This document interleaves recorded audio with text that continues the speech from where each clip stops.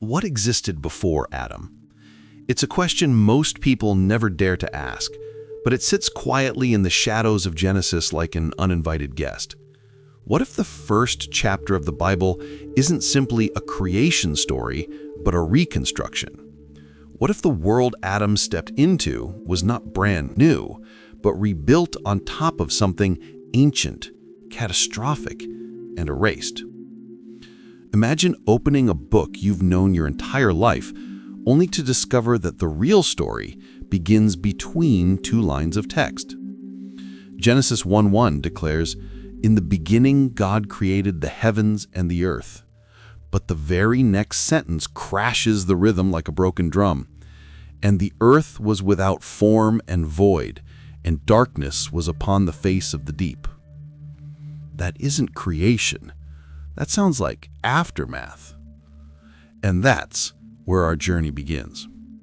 What if the Garden of Eden wasn't the dawn of history, but the recovery after a forgotten war? What if Adam wasn't the first human, but the first chosen one, placed into a world already scarred by a rebellion older than time? In this video, we dive into the mystery many scholars, early Jewish teachers, and ancient Christian traditions refuse to ignore. A mystery preserved most vividly in the Ethiopian tradition, where texts like the Book of Enoch were never lost. They speak of watchers, of heavenly beings, of forbidden knowledge, and of a world that may have existed long before Adam ever breathed. But let's take one step at a time. What if Genesis 1:2 isn't describing the raw materials of creation, but the ruins of judgment? The Hebrew phrase Tohu Va-Bohu never describes a blank canvas. It describes devastation, desolation, something that once was, now collapsed under divine wrath. And if that's true, then the biggest question isn't what did God create in verse 1? It's what happened between verse 1 and verse 2? Stay until the end, because once you understand what existed before Adam, Genesis will never read the same way again. You'll see the hidden architecture beneath the text, the erased world, the cosmic rebellion, the beings who witnessed creation before mankind, and the divine strategy that unfolds across thousands of years. Before we move further, do one thing. Like, comment, and subscribe so you don't miss the chapters ahead, especially the moment we uncover the beings Scripture calls the sons of God. Now, take a breath. Open your mind, because the story doesn't begin with Adam. It begins in the silence between two verses, where something divine fell and something ancient died. What if everything we think we know about the beginning isn't actually the beginning? Every Bible reader remembers the first verse of Scripture. In the beginning, God created the heavens and the earth. It's clean, majestic, orderly. But the second verse hits like a thunderclap. "And the earth was without form and void, and darkness was upon the face of the deep." Pause there. Let that tension breathe. Something is off. Ancient Hebrew doesn't describe this scene as a blank canvas. Tohu Va-Bohu is not the language of raw potential. It is the vocabulary of ruins, a phrase used only when a land has been judged, shattered, or desolated. Isaiah used it to describe a nation crushed under wrath. Jeremiah used it for a city reduced to rubble and ashes. These prophets weren't describing creation, they were describing aftermath. So the real question isn't, what did God create? It's, what happened that left the earth in a state of judgment before Adam even existed? Imagine walking into a beautiful cathedral at sunset. Light pours through stained glass. Dust floats like gold in the air. But then you turn a corner and find a wing of the building collapsed, burned, abandoned. The architecture changes. The atmosphere shifts. You know instantly, this place had a story before you arrived. Genesis feels exactly like that. Verse 1 is the cathedral, Verse 2 is the collapsed wing. And for centuries, Jewish sages, early Christians, and later theologians whispered the same suspicion. There is a gap here, not only a grammatical one, but a historical one. A space between two verses where something cosmic went wrong. Some rabbis taught that God created worlds before ours and destroyed them. Early church fathers hinted that a rebellion before Adam may have plunged creation into chaos. Even modern scholars, though cautious, admit the text is straining to tell us more than a simple linear story. But what if the clue isn't in what Genesis says, but in what it refuses to spell out? The earth became formless and void. Darkness covered the deep. The Spirit hovered over waters as if surveying a battlefield waiting to be restored. This isn't the tone of a painter selecting colors. This is the tone of a commander returning to the scene of a fallen kingdom. Now look at Genesis with fresh eyes. God doesn't begin creation with light. He restores light to a world flooded with darkness. He doesn't create waters. He separates waters already there. He doesn't form life out of nothing. He calls life out from a world that already existed. Nothing here reads like a first attempt. Everything reads like a reconstruction. And here is where the mystery deepens. If the earth was judged, what was judged? If darkness swallowed creation, who caused the chaos? If Adam wasn't there when the foundations were laid, who witnessed them? Ancient Ethiopian tradition, preserving texts like the Book of Enoch in their full form, hints that there were heavenly beings, powerful, radiant, assigned to witness and govern long before man ever touched the soil. That tradition will matter later. For now, hold on to one idea. Genesis may not be describing the beginning of creation, but the beginning of restoration. Think of the Bible as a scroll. We start reading at Genesis 1:1, but the scroll itself existed long before we unrolled it. There's a crease, a fold, a silent seam, and in that seam sits the erased chapter of cosmic history. If this is true, then the Garden of Eden wasn't planted on untouched ground. It was planted on haunted ground, land that remembered rebellion, judgment, and ruin. Adam wasn't stepping into a newborn world. He was stepping into a world that had survived something ancient and divine. And if Genesis is restoration, then someone was there before Adam. Someone saw the first creation. Someone watched God lay the foundations of the earth and sang for joy. Who were they? In Part 2, we meet the mysterious beings the Bible calls the sons of God, and we discover why they were watching long before humanity ever opened its eyes.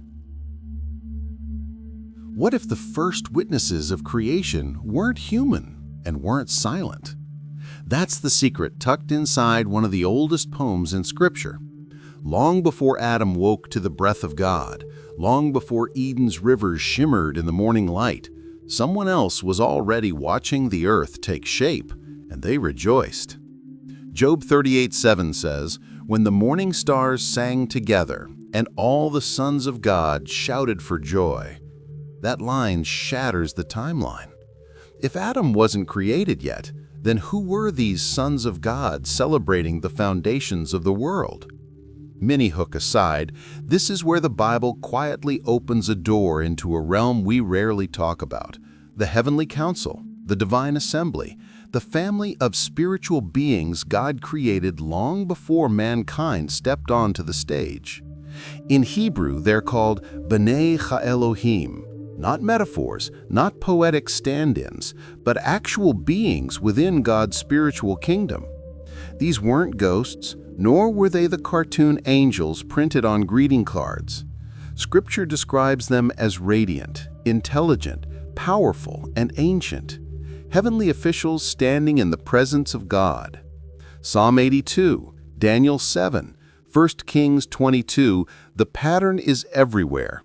God rules, and under him are spiritual authorities. But among those authorities, a particular group stands out, a group entrusted with a mission. They were called the Watchers. And this is where the Ethiopian tradition becomes crucial, because unlike most of the world, Ethiopia preserved the Book of Enoch, a text quoted in the New Testament, respected by early Jews and Christians, and detailed enough to make your spine tighten. Enoch doesn't treat the Watchers like myths or imaginative folklore. It treats them as real beings with real assignments. Originally, they were holy. Originally, they were loyal. Originally, they were entrusted with earth. In the Book of Enoch, the Watchers are described as heavenly stewards, sent to observe and guard the world, not to dominate it, not to rule it, but to oversee it with reverence. Imagine them as cosmic sentinels stationed at the borders of creation, watching humanity's early steps, documenting history, ensuring order. But then, something changed. The Ethiopian version of Enoch, preserved in its full form in the Giaz language, records a moment that reads like a celestial crime scene. 200 Watchers, led by a chief named Samyaza, descended onto Mount Hermon. It even says they made an oath, a pact, because what they were about to do would change both heaven and earth. They looked upon the daughters of men. They desired what was not theirs to take, and they crossed a boundary God never permitted. The fall of the Watchers wasn't a stumble, it was a betrayal. According to Enoch, they taught humankind things we were never meant to receive so early. Metallurgy, sorcery, enchantments, celestial secrets, weapon forging, makeup meant to seduce, and knowledge meant to corrupt. It wasn't education, it was contamination, not progress, but provocation. And their rebellion produced something monstrous, something neither fully spirit nor fully flesh. But that's for the next chapter.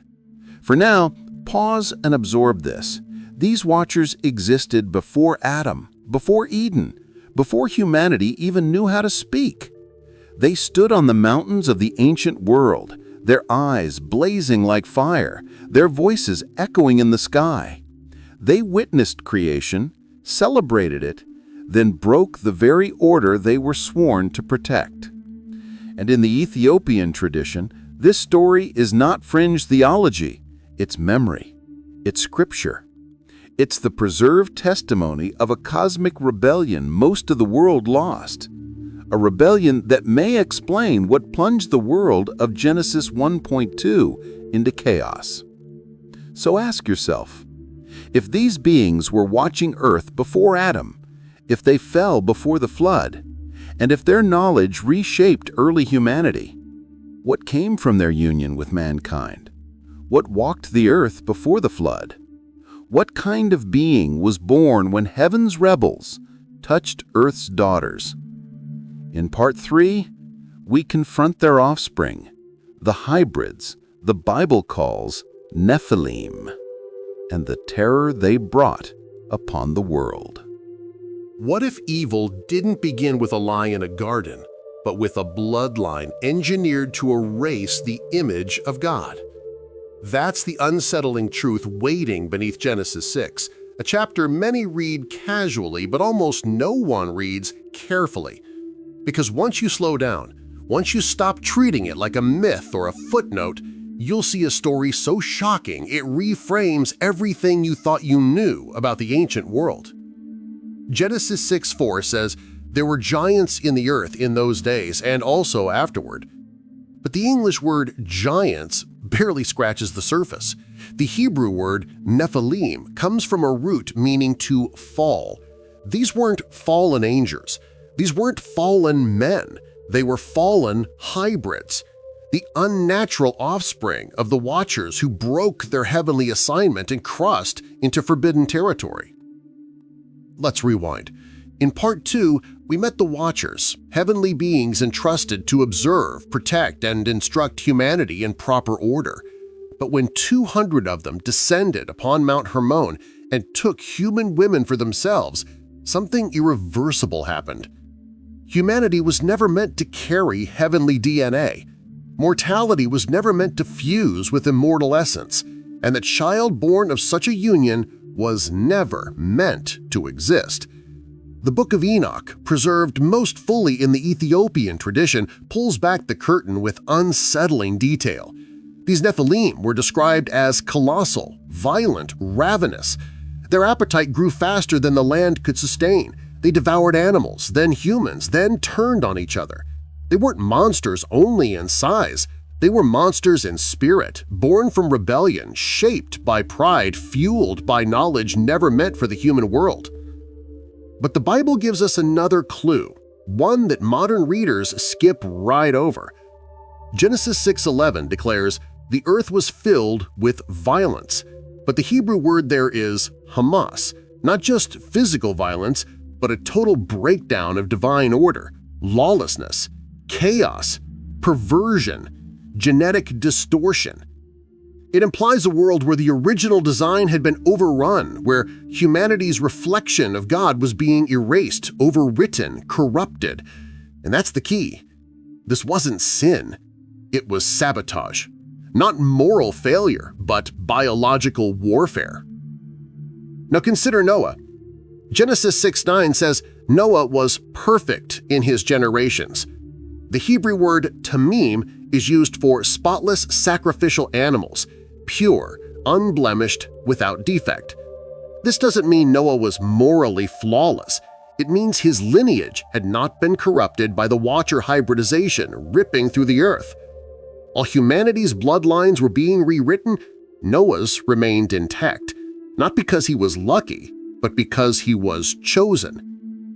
And the Nephilim were not just big, they were strategic.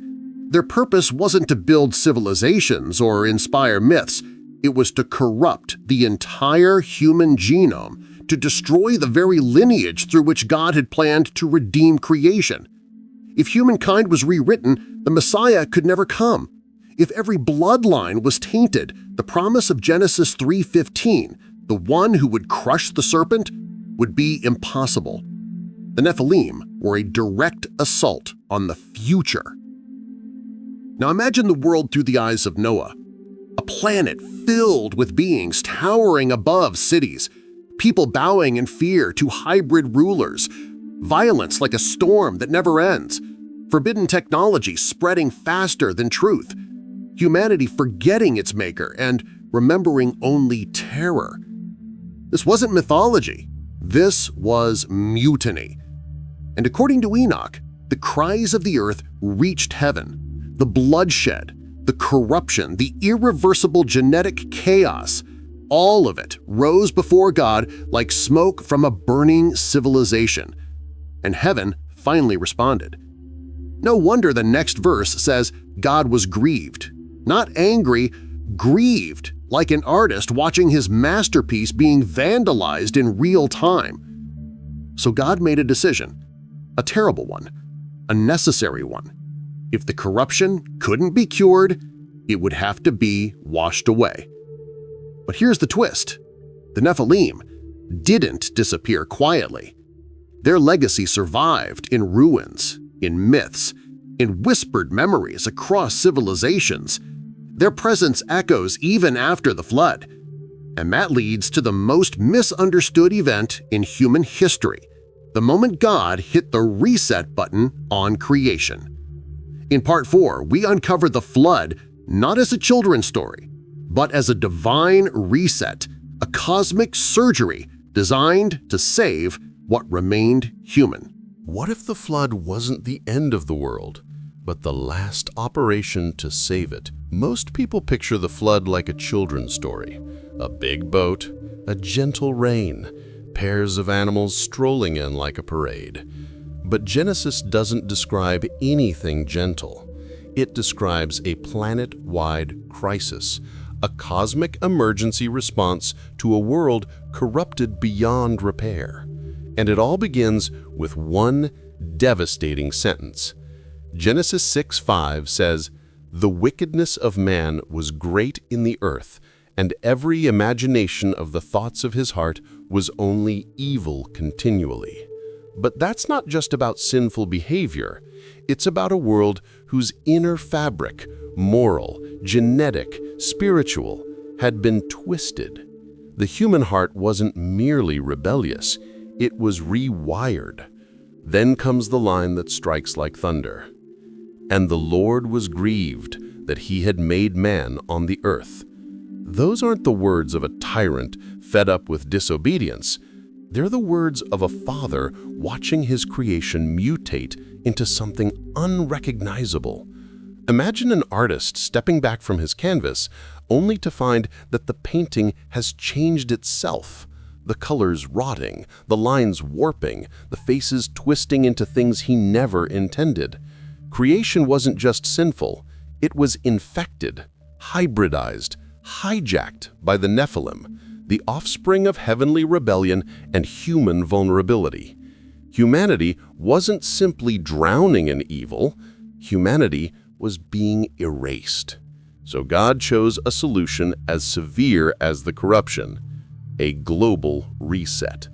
Now look carefully at Genesis 7:11. It says, "The fountains of the great deep burst forth, and the windows of heaven were opened." This was not rain. This was execution-level intervention. Water exploding from beneath the crust, water crashing down from cosmic heights, oceans rising like walls, mountains folding like paper, continents reshaped in weeks. This was creation being torn open and rebuilt. But here's the part almost everyone misses. The flood wasn't chaotic judgment. It was precise surgery.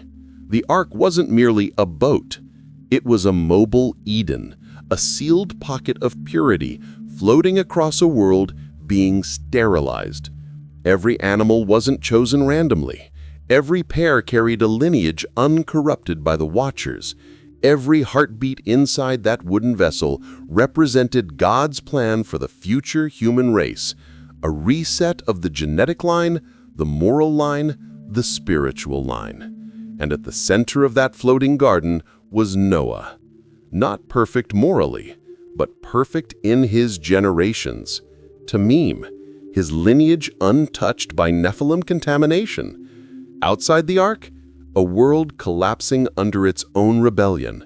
The roar of giants swallowed by waves, forbidden technologies sinking into trenches, languages, towers, cities, kings erased in silence. Every echo of the hybrid world reduced to sediment and memory. But the mystery doesn't end there, because Genesis 6:4 whispers a haunting phrase, "And also afterward." The Nephilim returned, in some form. Their influence survived the reset. Their shadows reappear in Canaan, Anakim, Rephaim, giants who terrified armies and toppled kingdoms. This means the flood wasn't a full erasure. It was a containment strategy, reducing corruption, not eliminating the war. And here's where the Ethiopian tradition makes things even clearer. The Ethiopian Book of Enoch describes the imprisonment of the fallen Watchers, chained in the abyss until the final judgment. Their bodies locked away, but their spirits still active, still influencing, still corrupting, drained of physical form, but not of malice. In other words, the flood buried the world. It didn't bury the war. Now imagine Noah stepping out of the ark into a washed world, a world silent, stripped, reset, but not free of the echoes of what came before. He wasn't walking into paradise. He was walking into the aftermath of divine surgery. The flood was not a reset of geography. It was a reset of destiny. But the question rises like smoke from the ruins. If an entire civilization was drowned, if giants were wiped out, if the world was made new, how did traces of that ancient world survive? Why do ruins whisper of things we can't explain? Why do myths from every continent describe beings of impossible power? What memories slipped through the cracks of the reset? To answer that, we have to dig into the ruins beneath our feet and the stories humanity carried out of the flood. In Part 5, we explore lost civilizations, forbidden knowledge, megalithic mysteries, and the echoes of the Nephilim that refused to die. What if the ruins of our world are not the beginning of human history, but the leftovers of a world God erased? Think about that. Because everywhere you look on this planet, from desert plateaus to mountain ridges to jungles swallowed by vines, stones are speaking. And if you listen long enough, they whisper the same thing. We were here before you. Ecclesiastes 1:9 declares, "What has been will be again. What has been done will be done again. There is nothing new under the sun." That verse isn't poetic resignation. It's a warning, a hint, a crack in the historical timeline we think is so solid. Humanity acts like we're the peak of knowledge, the height of advancement.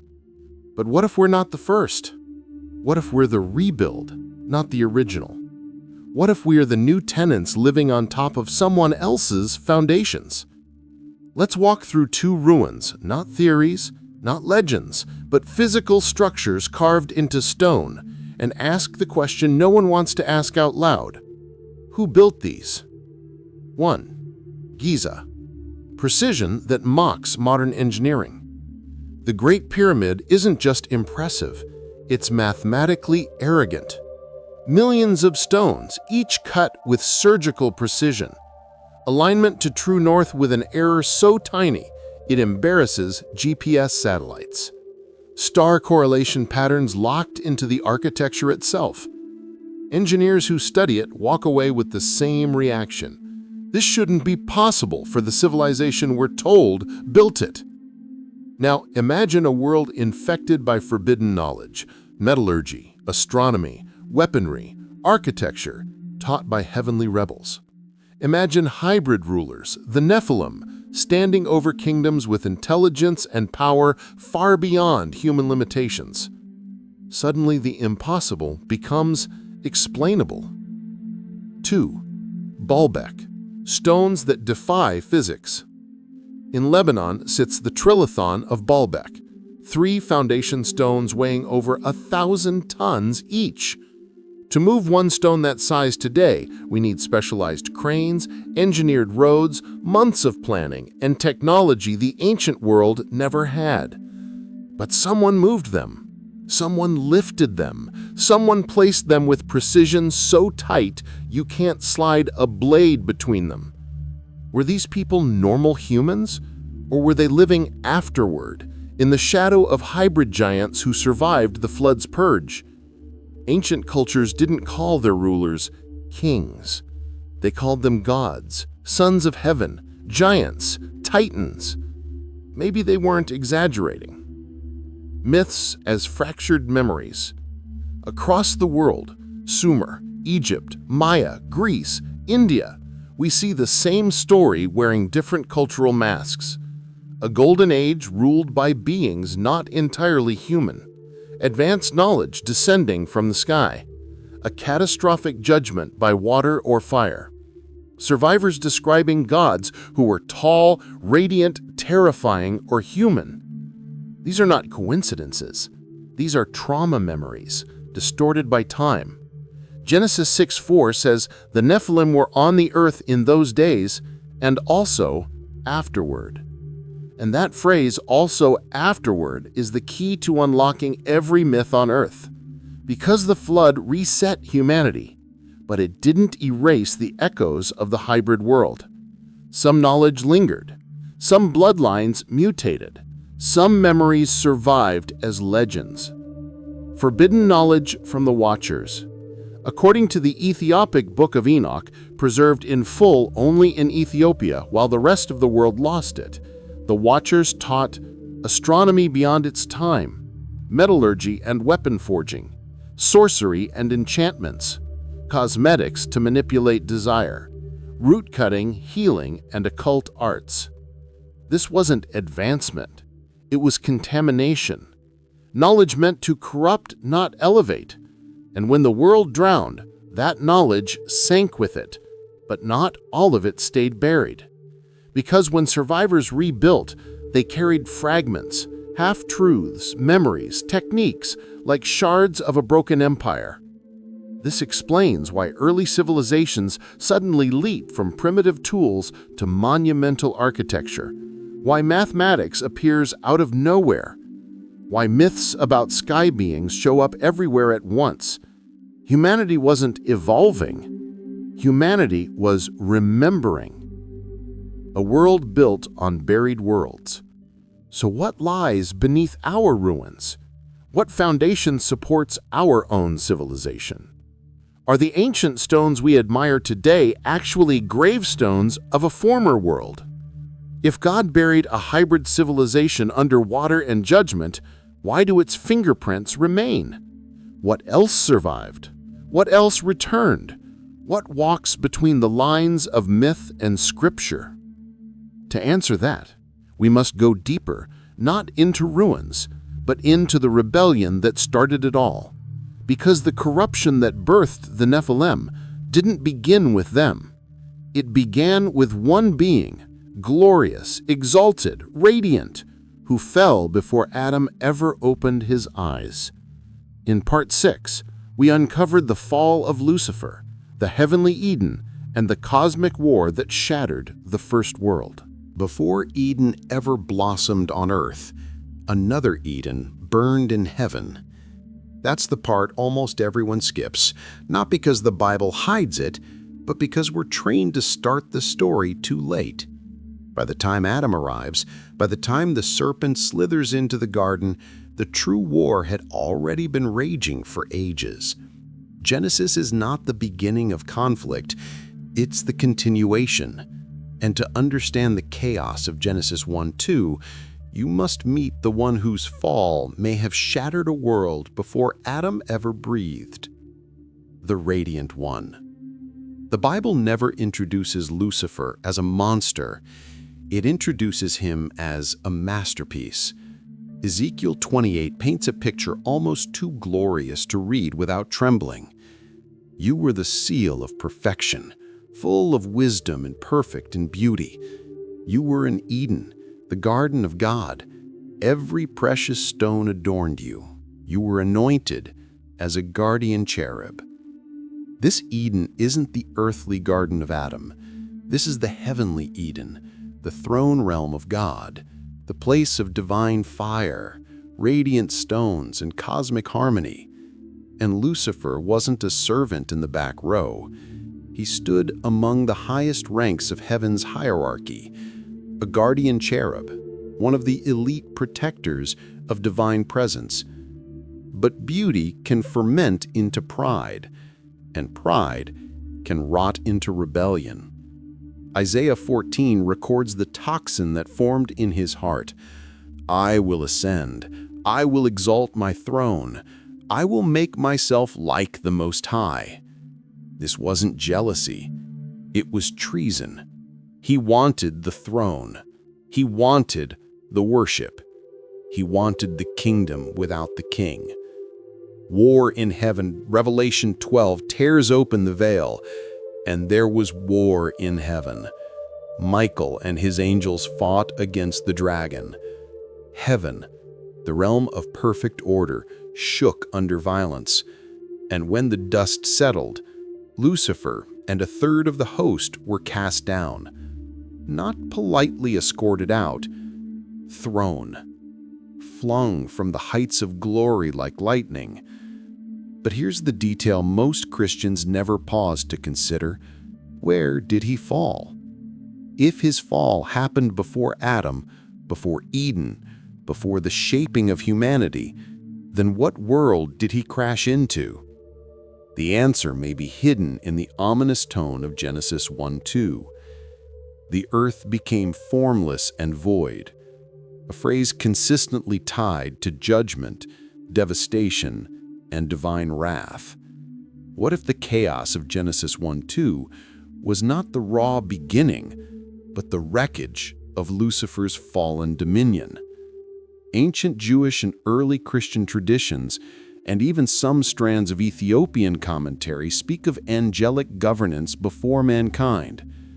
Lucifer may have ruled a pre-Adamic world, a kingdom of splendor that collapsed under his rebellion.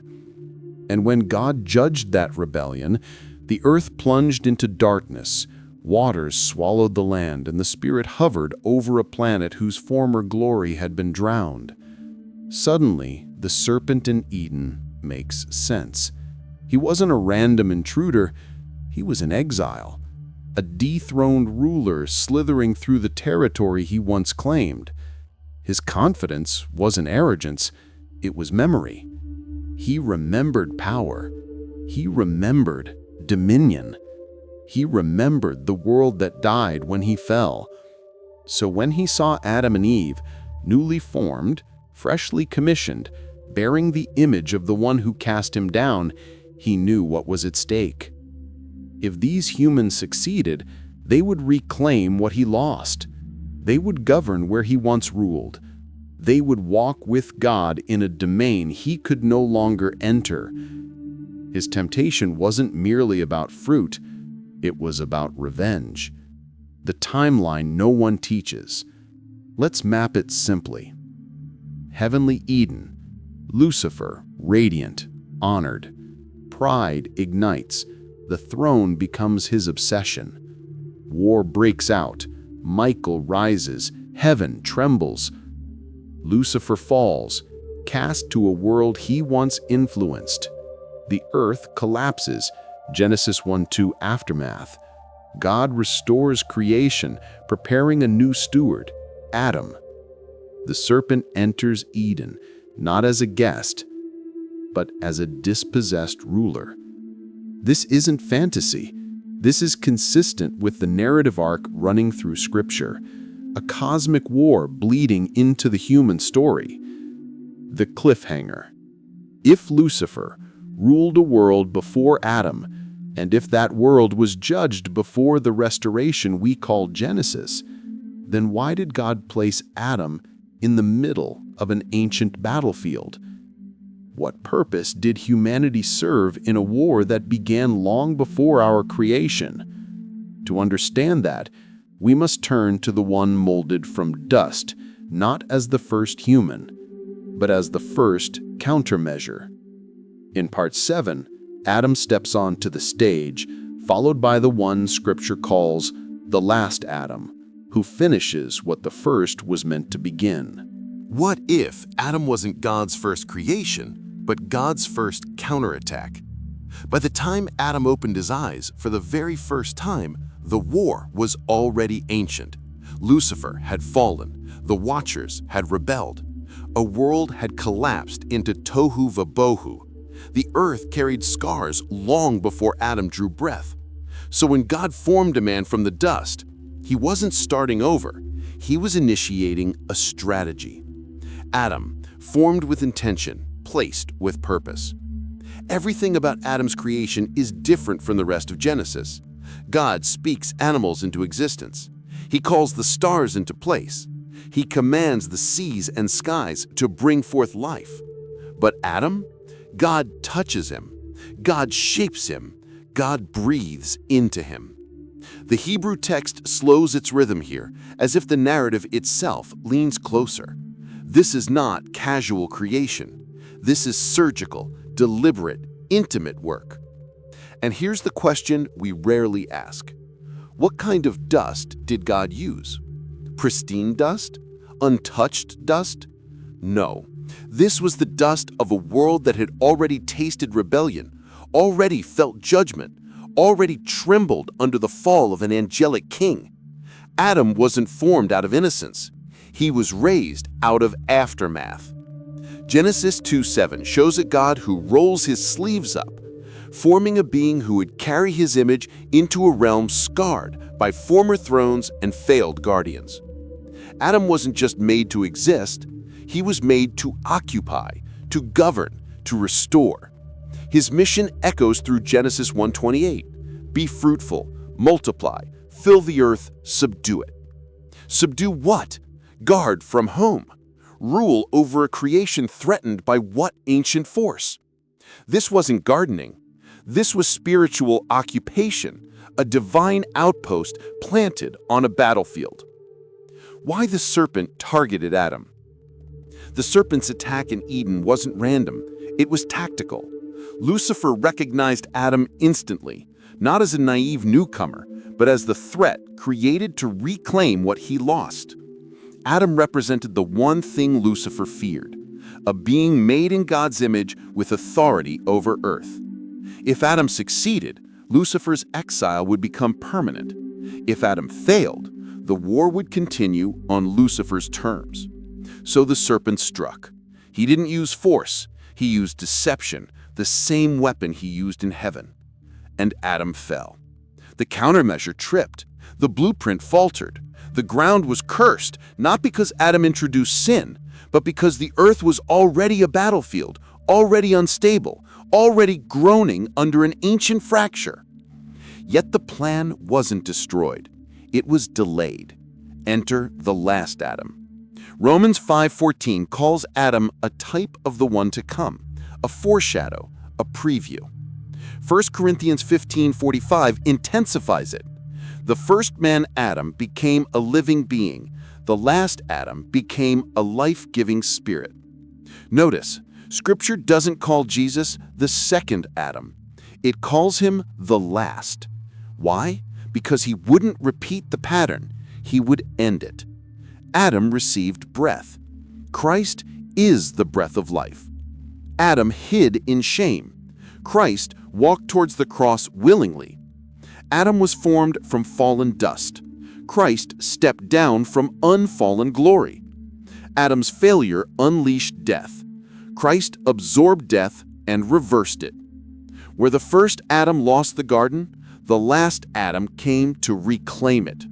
Where the first Adam surrendered authority, the last Adam restored it. Where the first Adam fell under deception, the last Adam crushed the deceiver. Ethiopian angle, cosmic Christology. In the Ethiopian tradition, rich with preserved texts like 1 Enoch and ancient homilies, Christ is not just the redeemer of individuals. He is the restorer of creation, the one who heals fractures dating back before Adam, before Eden, before Genesis 1.2. He is the conclusion of a cosmic war that started long before humanity existed. He is the fulfillment of every symbol, every prophecy, every failed prototype. He is the last Adam, not simply correcting Adam's mistake, but restoring the world Adam was created to reclaim. The setup for the final chapter. So now the battlefield shifts, because the war that began with angels and moved into Eden and continued through Noah, Abraham, Israel, and Christ didn't end with the cross. Christ won the decisive victory, but his people enforce it. Which brings us to the most personal question of all. If Christ reclaimed the garden, what is your role in the war that still rages across the earth? In Part 8, we step into the final chapter, the forgotten war, your calling, and the destiny written for those who carry the image of God into a world that remembers rebellion. You weren't born in peacetime. That's the first lie the modern world tells you, that life is random, history is secular, and your struggles are ordinary. But the Bible paints a very different picture. According to Scripture, the world you opened your eyes into was already deep in the final chapters of an ancient war, a war that began before Adam, a war that shaped Eden, a war that rumbled beneath the flood, a war that resurfaced in giants, empires, and idols, a war Christ decisively won, but one his followers are still called to finish. If you've followed this journey from Genesis 1:1 to the cosmic throne scenes of Revelation, then you already sense the truth. You are living in the aftershock of a rebellion older than humanity. The war no one talks about. Ephesians 6:12 doesn't mince words, for we do not wrestle against flesh and blood, but against rulers, against authorities, against cosmic powers over this present darkness. That's not metaphor. That's not poetry. That's briefing language, the kind you give soldiers before deployment. Your real enemies aren't people. They aren't governments. They aren't cultures or trends. Your enemies are ancient, intelligent, and strategic, and they remember everything you've learned in this series. They remember the world before Adam. They remember the fall of the Watchers. They remember the rise of the Nephilim. They remember the flood that buried their influence. They remember Lucifer's throne before it was shattered. And they remember the day Christ tore the veil and reclaimed the garden. And they know something many Christians forget. The war is already won, but not yet finished. Christ didn't defeat darkness so his people could hide. He defeated darkness so his people could advance. The world groans for restoration. Romans 8:22 says creation groans, a word used for childbirth, not death. Why childbirth? Because the world isn't dying. It's waiting. It's anticipating the final stage of restoration, the moment when what Christ won becomes fully manifested in the new heavens and new earth.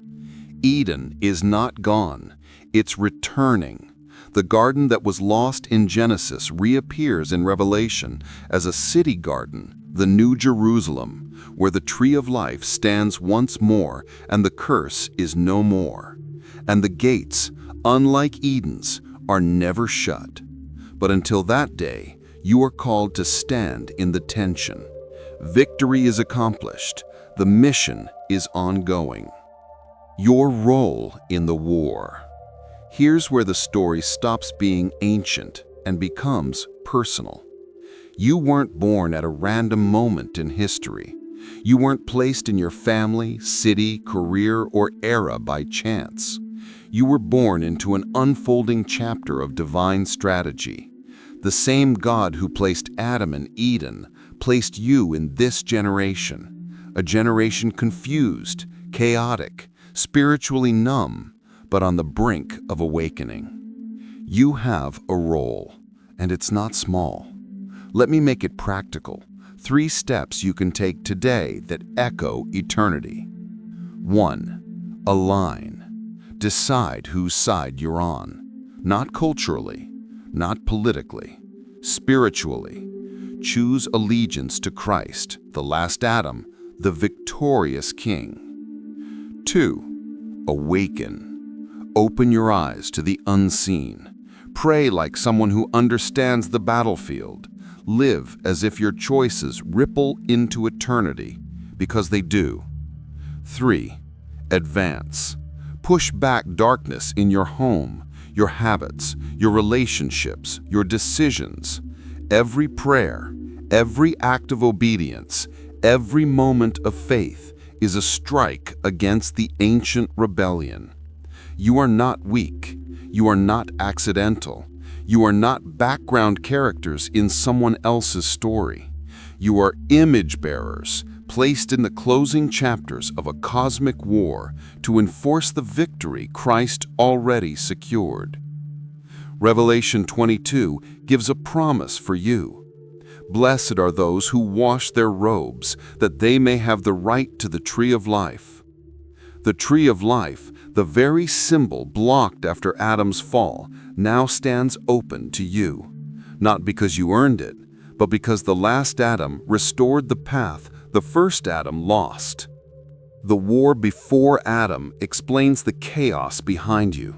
The victory of Christ explains the hope before you, but your response explains the story within you.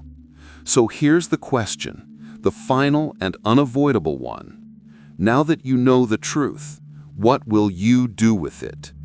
The ancient war is real. Its echoes surround you. Its ending includes you. And the next move belongs to you. Like, comment, and subscribe, and tell me in one sentence what part of this journey opened your eyes the most. Because the story doesn't end with Adam. It doesn't even end with you. but it does continue through you, right now, in this moment.